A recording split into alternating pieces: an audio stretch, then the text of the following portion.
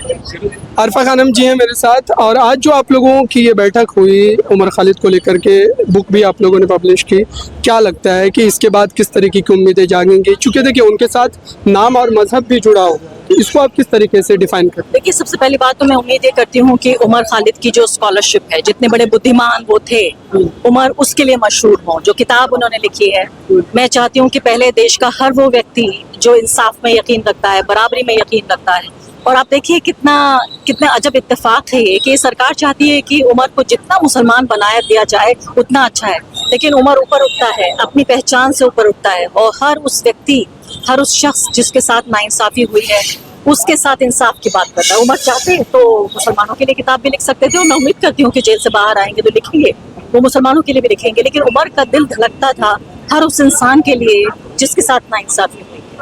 मैं खुशकिस्मत हूँ, मुझे उमर की तरह जानने का मौका मिला। न सिर्फ कि मैंने उनका कई बार इंटरव्यू भी किया, बल्कि एक इंसान के तौर पर मैंने उनको जाना। और जब मैं आदिवासियों के ऊपर उन्होंने किताब लिखी है, आप सोचिए सरकार चाहती है उनको मुसलमान बना दें, और उमर लिखते हैं किताब तो आदिवासियों पे लिखते हैं, एक ऐसी किताब जिस पे पूरी दुनिया में चर्चा हो रही है। तो ये बदकिस्मती की बात है कि एक ऐसी किताब पर उन्हीं के यूनिवर्सिटी में, उन्हीं के प्रोफेसर्स के अंडर उस किताब को लिखा गया, अप्रूव हुई, छपी, और फिर उस पर डिस्कशंस नहीं हुए। मैं तो बहुत हैरान भी होती हूँ, सोचती हूँ कि इन लोगों ने, जो ये जेएनयू वाले लोग हैं या हुकूमत के लोग हैं, इन्होंने अपने ज़मीर को पूरे तरीके से सिर्फ सत्ता के लिए, सिर्फ पैसे की खनक के लिए, खनक पे नाचते हैं ये लोग। तो सिक्का फेंकिए और ये नाचते हैं, वही जेएनयू के लोग कर रहे हैं कि सिक्का फेंका जा रहा है और नाच हो रहा है वहाँ पे।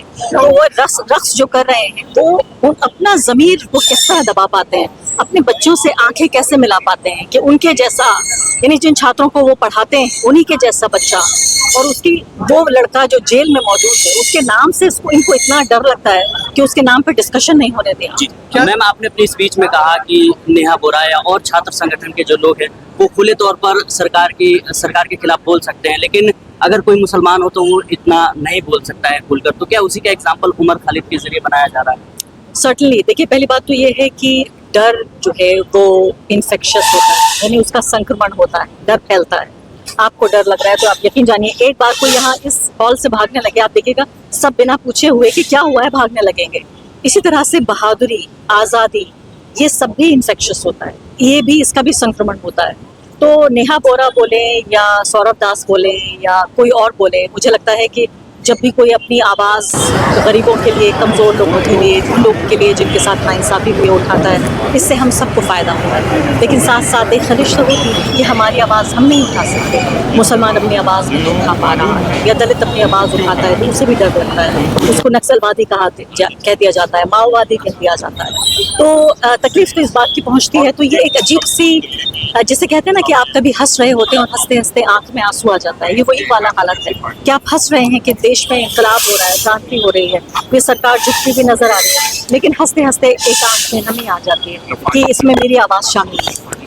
मेरा एक क्वेश्चन है, उमर जैसे आपने हंसने की बात की, तो मैं देखा था जब आप बात कर रही थी तो कहीं ना कहीं उमर खालिद की जो अपनी सामने बैठी और वो हंस रही थी, तो उस हंसी में जो दर्द अंदर जो हम नहीं देख पा रहे हैं, अपनी मुस्कुरा रही हैं, तो वो दर्द किस तरीके से आप देखती हैं कि वो जो दर्द उनका दिखते हैं? मुझे लगता है कि जब आंसू सूख जाते हैं तो वो मुस्कुराहट बन जाते हैं। ये आंखें इतना रोली कि अब इसमें आंसू बाकी नहीं, और मुझे अच्छा लग रहा है कि वो नहीं रो रही, वो मजबूत हो रही है। उन्होंने एक आम इंसान को, एक क्रांतिकारी को, एक इनकलाबी इंसान को, एक रिवोल्यूशनरी को जन्म दिया।